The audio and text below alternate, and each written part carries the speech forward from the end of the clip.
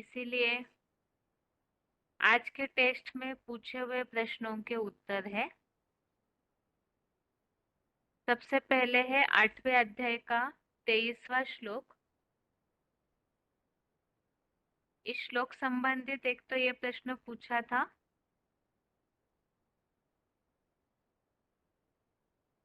दुग्धाम में न आने वालों के बारे में, दुग्धाम में कौन नहीं आते हैं।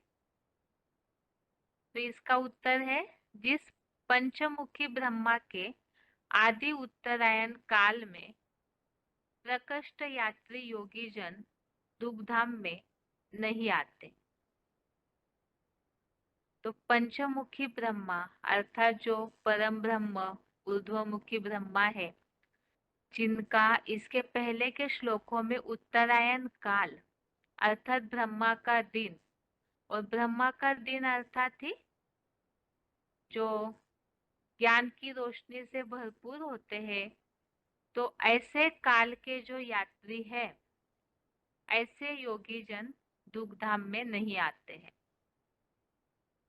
दूसरा प्रश्न ये पूछा था, श्लोक में जो उल्लेख आया है उस अनुसार संगम युग के दो प्रकार बताए हैं, वो कौन से। तो जो पॉइंट हमने समझा था, वीसीडी नंबर 888, वीसीडी नंबर 888, इस पॉइंट में बाबा ने दो प्रकार का संगम युग बताया। ऐसे तो मूल्यों में कई बार आता है, एक है संगम युग जिसे कहेंगे सामान्य संगम युग, साधारण संगम युग, और एक है विशेष संगम युग अर्थात है पुरुषोत्तम संगम युग।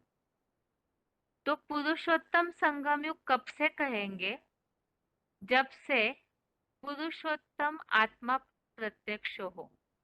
तो वो है 76 से जो पुरुषोत्तम आत्मा प्रत्यक्ष होती है, तब से ही ये विशेष संगम युग शुरू होता है, जिसे विशेष शूटिंग काल बोला है श्लोक में। पुरुषोत्तम संगम युग ये 60 वर्षीय विशेष शूटिंग काल को भी आगे बताऊंगा।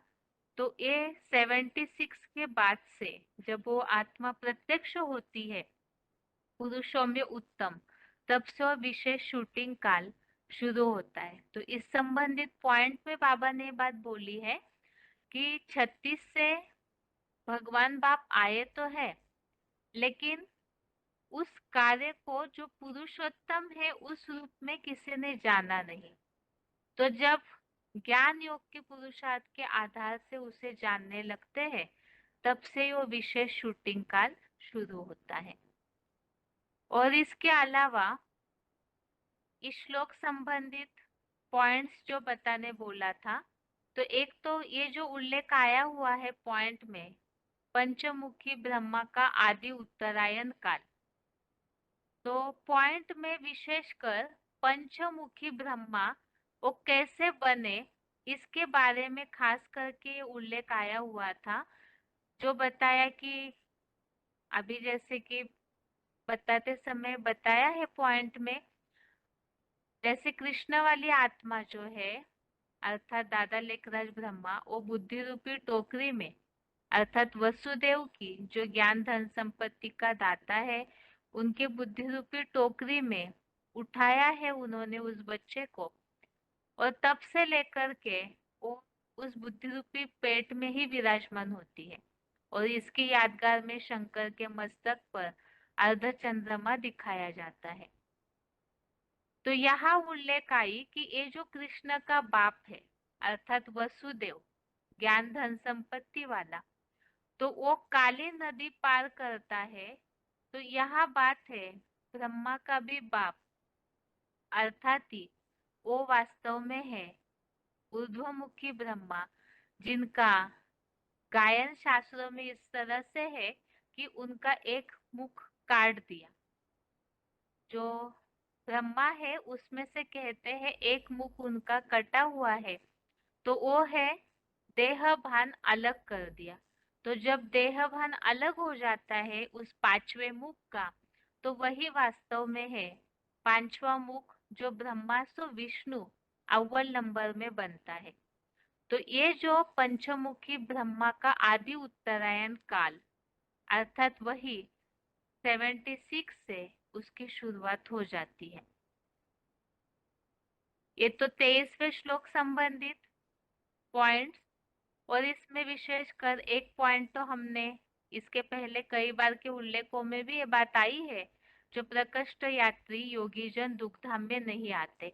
तो जो परम ब्रह्म को पहचान लेते हैं, तो इसके पहले के पॉइंट्स में भी श्लोकों में भी इस बात का उल्लेख हमने समझा ही था कि ऐसे जो योगी जन है वो दुखधाम में नहीं आते तो कहाँ जाते हैं? सुखधाम में 2500 वर्ष का जो सतयुग त्रेतायुग रूपी स्वर्ग है वहां पहुंचते हैं। और अगर दुखधाम में आएंगे तो वो द्वापर युग से ही फिर आना उनका शुरू हो जाता है। तो इस श्लोक संबंधित यहाँ तो खास बात है कि पंचमुखी परम ब्रह्मा का आदि उत्तरायण काल, तो उसे जो जानने वाले रूहानी यात्री है प्रकृष्ट यात्री, वही दुखधाम में वापस नहीं आते हैं। और ये श्लोक है 23वां। यत्र काले त्वनावृत्तिम आवृत्तिम चैव योगिनः प्रयाता यान्ति तम कालम वक्ष्यामि भरतर्षभ। अभी आगे चौथे अध्याय के श्लोक, 13वां श्लोक है चौथे अध्याय का। इस संबंधित प्रश्न ये था पहले, शिव और शंकर में अंतर बताने वाला कौन सा वाक्य श्लोक में आया हुआ है?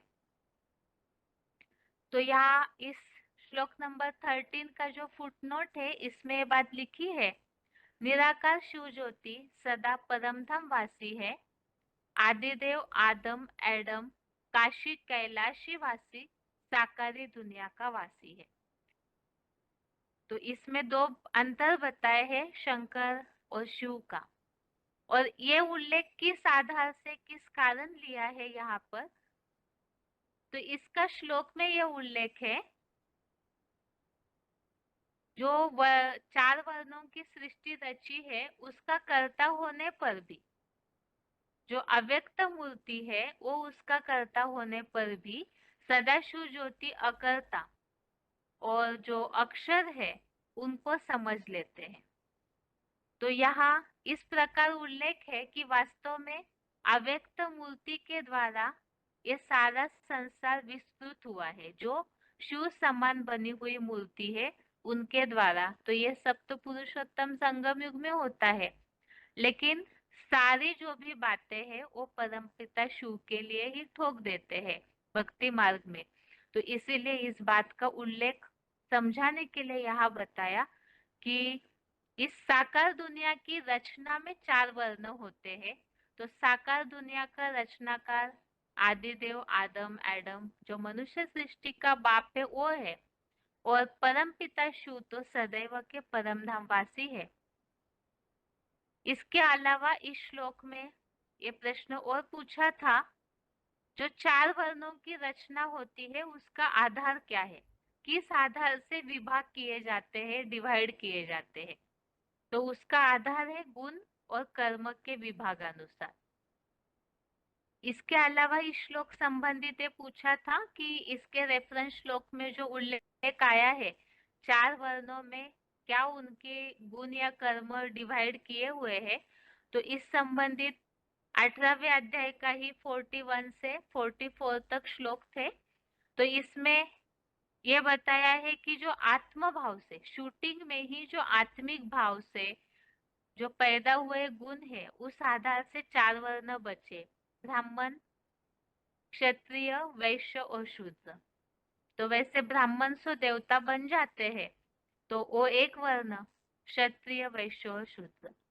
और इसके अलावा जो ब्रह्मा के कर्म अर्थात ब्राह्मणों के कर्म, तो वो बताया मुकत्व अर्थात मौन, इंद्रिय दमन, तप, शुद्धता, शांति, ज्ञान योग और आस्तिकता। ये ब्राह्मणों के अर्थात ब्रह्मा के आत्मभाव से उत्पन्न कर्म है। क्षत्रियों के लिए बताया था क्षय, शौर्य, तेज, धैर्यता, दक्षता, ये तो उनके गुण हो गए। और कर्म बताया शासकीय राजाई भाव, तो ये क्षत्रियों के। और वैश्यों का बताया खेती गोरक्षा व्यापार, ये उनके स्वभाव से उत्पन्न कर्म। और शूद्रों का बताया है नौकरी चाकरी। इसके अलावा इस श्लोक संबंधित समस्या और समाधान में ये बात बताई जा सकती है, जैसे कि लोग वर्ण भेद, जाति भेद, कुल भेद, ऊंच नीच की भेद की जो भावनाएं हैं, उसके कारण आज समाज में जो झगड़े टंटे बढ़ते जा रहे हैं। तो इस श्लोक में इस बात का उल्लेख किया हुआ है कि वास्तव में वर्ण भेद, जाति भेद, वर्ण अर्थात जो रूप रंग है, उस आधार से भी आज दुनिया में बहुत मतभेद होते हैं। जाति या कुलों के आधार से भी मतभेद होते हैं। तो वास्तव में यहाँ पर तो गुण और संस्कार, इस आधार से चार वर्णों को रचा था, लेकिन भगवान ने वास्तव में सभी के अपने कर्मों के अनुसार ही इसकी रचना हुई। भगवान ने तो केवल ज्ञान के आधार से उसका क्या पहचान है वो बताई है। तो इसीलिए ही मूल रूप में तो सब आत्मा है, शरीर धारण करते हैं तभी गुण कर्म के आधार से फिर उनके वो कर्मों प्रत्यक्ष हो जाते हैं। तो इसीलिए ये वर्ण भेद या जाति भेद के नाम पर लड़ाई नहीं होनी चाहिए। ये बात आगे का 14वां श्लोक नंबर 14 है। इस संबंधित ये प्रश्न पूछा था कि भगवान के कौन सा गुण श्लोक में उल्लेखित है। तो श्लोक नंबर 13 में भी परमपिता के गुण आए हैं कि वो अकर्ता है, अक्षर है, अमोघ वीर्य है। और क्लैरिफिकेशन वाले अर्थ में बता दिया, अभोक्ता, अगर्भ, अजन्मा, अनासक्त है। इस श्लोक में भी ये बात बताई कि भगवान सदैव के लिए निर्लिप्त है। अकर्ता है, इसका मूल प्रूफ है कि वो निर्लिप्त है। तो यहाँ पर ये जो बात बताई है कि भगवान को न कर्मों का बंधन है, न ही कर्म फल की कोई इच्छा है। और इस तरह से ही आप प्रश्न पूछा था श्लोकों में कि कर्मों में न बंधने के लिए किन किन श्लोकों में उल्लेख है। तो इसमें से 14वें अध्याय ये 4वें श्लोक में भगवान को जो जान लेता है निर्लिप्त स्वरूप को, तो कर्मों में नहीं बंधता, ऐसा उल्लेख है। और इसके अलावा 15वें श्लोक में भी उल्लेख है, उसे तो आगे देखते हैं। इसके अलावा इस श्लोक संबंधित यही प्रश्न कि कितने समय के लिए कर्मों में नहीं बनते हैं या सुखी रहते हैं आत्माएं, तो यहाँ 21 जन्मों के लिए अर्थात सतयुग त्रेतायुग रूपी आधा कल्प के लिए कर्मों में नहीं बनता है। और ये श्लोक है, न माम कर्माणि लिम्पन्ति न मे कर्म फले स्पृहा इति माम यो भी जानाति कर्म भिर्न न स बध्यते। इसके अलावा 15वां श्लोक, श्लोक नंबर 15 है। इसमें ये पूछा था, एक तो ड्रामा हूबहू रिपीट होता है, इसके लिए लागू होने वाला श्लोक। तो ये 15वें श्लोक में जो उल्लेख आया हुआ है कि पूर्व से पूर्वतर हर चतुर्युगी में किए हुए कर्मों को कर, जो नियम है हूबहू पुनरावृत्ति का, इस आधार से ही कर्म कर। तो ये श्लोक भी इसी हिसाब से है, कर्मों से बंधन मुक्त होने के लिए। तो 14वें श्लोक से रिलेटेड ये श्लोक है कि जिन्होंने भगवान को निर्लिप्त रूप में जान लिया, तो वो भी मुक्ति की अभिलाषा से कर्म करते हैं। तो कर्मों से बंधन मुक्त होने के लिए भगवान को यथार्थ रीति जानकर उस मुक्ति की अभिलाषा से कर्म करना। और दूसरी बात, कर्मों से में बंधायमान न होने के लिए और एक खास कारण, ड्रामा हूबहू रिपीट होता है। तो जैसे कि बताया कि ड्रामा में जो रील है उस अनुसार हमारा पार्ट चल रहा है, तो ऊपर नीचे अवस्था होती है तो भी उसमें कई बार साक्षी होना है, क्योंकि ड्रामा की रील ही वो रिपीट होती है, तो बरबस ही वो कर्म सब करते हैं। और इसके अलावा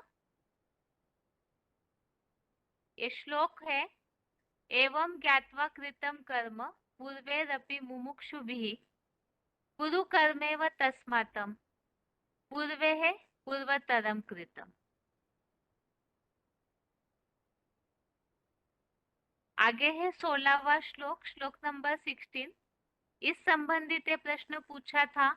यहाँ भी कर्मों से बंधन मुक्त होने का उपाय आया है कि जो कर्म अकर्म विकर्म की गति भगवान बताते हैं, उसे जो जान लेता है वो अशुभ कर्मों से मुक्त हो जाता है। इसमें एक और प्रश्न पूछा था कि कर्मों की थ्योरी को कोई नहीं जानते हैं, ये कैसे पता चलेगा? उसके लिए श्लोक, तो ये श्लोक तो कई बार हमने बेसिक कोर्स में भी बहुत बार पढ़ा है। जो श्लोक में उल्लेख आया है क्या कर्म है, क्या विकर्म है और क्या अकर्म है, ऐसे कर्म थ्योरी के बारे में 2500 वर्ष के इतिहास में यहाँ के बड़े बड़े न्यायाधीश, ऋषि मुनि आदि विद्वान लोग भी चकरा गए हैं। तो इसमें इस बात का उल्लेख है कि वो कर्म की थ्योरी को नहीं जानते हैं, तो इसीलिए ही चकरा जाते हैं। और आगे ये पूछा था कि भगवान कर्मों के बारे में कौन सी बात हमें सिखाते हैं, तो यही बात सिखाते हैं कि भगवान आकर के कर्म विकर्म और अकर्म का स्वरूप बताते हैं, और जिसे जानने के बाद अशुभ कर्मों से मुक्त हो जाते हैं। तो यहाँ पर जैसे कई लोग कर्मों की बातों के लिए लेकर हताश हो जाते हैं, अपसेट होकर डिप्रेशन में आना, डाउन हो जाना, ऐसे करते हैं, या तो कई उनको कर्मों के बारे में बहुत सारी उलझने रहती है। तो ये श्लोक जो उल्लेखित है, किम कर्म किम अकर्म इति कवयोप्यत्र मोहितः तत्ते कर्म प्रवक्ष्यामि यद ज्ञात्वा मोक्ष से शुभात्। तो इस श्लोक में जो उल्लेख आया हुआ है, भगवान एक ही है जो कर्म अकर्म का स्वरूप बताते हैं।